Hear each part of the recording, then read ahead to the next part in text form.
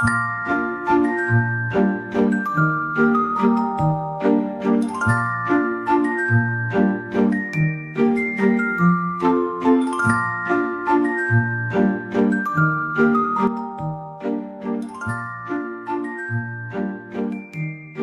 依家說明下，咁大門口入嚟啦，廁所、廚房瓷磚唔爆嘅，咁啊唔做天花，定係廚房呢個露頭位拆咗佢，做成櫥櫃、上下櫃。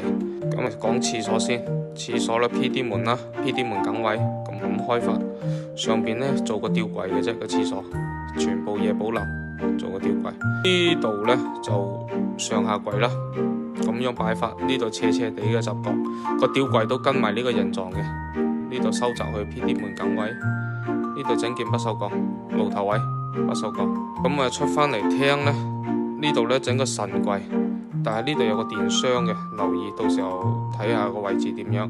個神櫃應該係佢話要求係3層嘅。咁啊呢個整個置物櫃啦，唔好太厚啦，太厚嘅話就個位置顯得好窄。